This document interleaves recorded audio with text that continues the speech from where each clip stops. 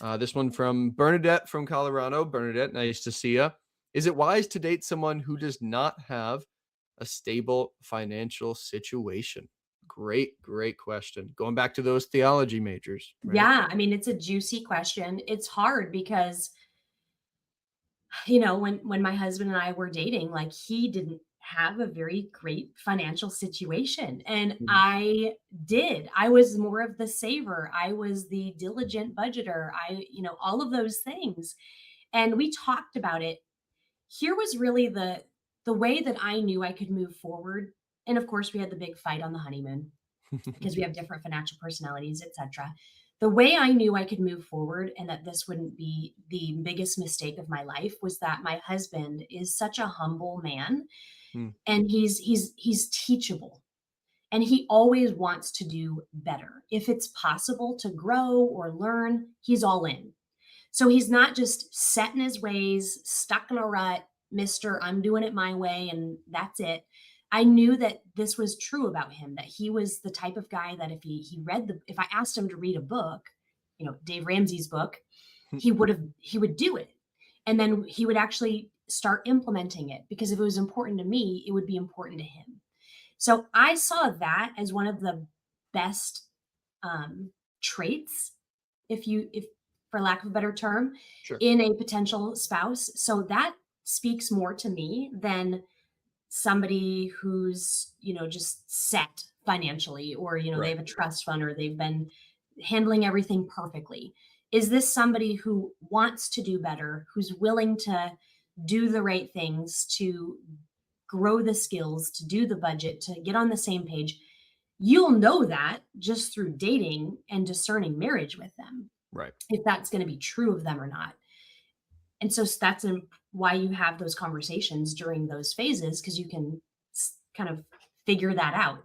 If the answer to that is no, and they're always hostile or defensive or moody or don't ask questions or don't pry, or that's none of your business, or they have any sort of behavior of they're hiding Right. purchases, or that's a red flag. That's an immediate, we're moving on here.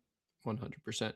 And I think, I mean, from a more relationship side of things as well, right? Looking at it from, we have such a tendency, the secular world has such a tendency of saying, I need to get my life in order and then put someone in it, right? Totally. When Yes. it's when it's the completely opposite. Your life is, I mean, marriage should be the start of you guys climbing the mountain, not the peak, right? Yes. Where it is beautiful to be able to build a life with someone. I mean, from my own personal experience, right? My wife and I got married right out of college. We she had a lot of debt that she came into marriage with. I didn't have any debt coming into marriage with.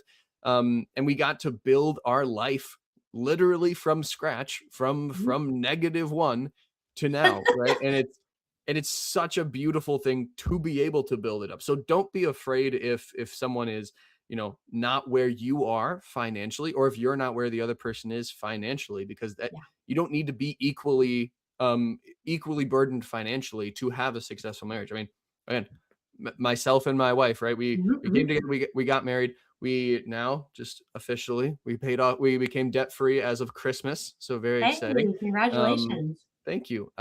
$46,000 in 11 months. So we Amazing.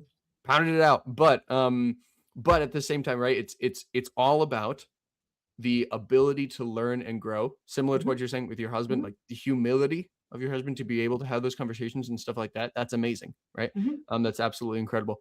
And so And it's what do you I was just gonna add on to that. What do you hear from those old couples where we all watch those interviews where Yep. they've been married 80 years?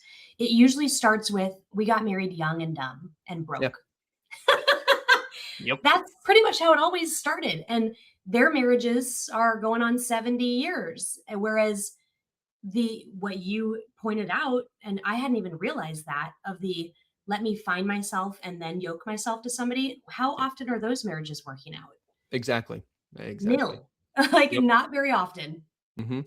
Yeah, no, that's, something my dad said, when I was, younger. He told me, he was like, "If you wait until you've got everything figured out to find the one, you will die alone." right? Because you'll Mhm. never have everything figured out, right? Right. It's just not the case. So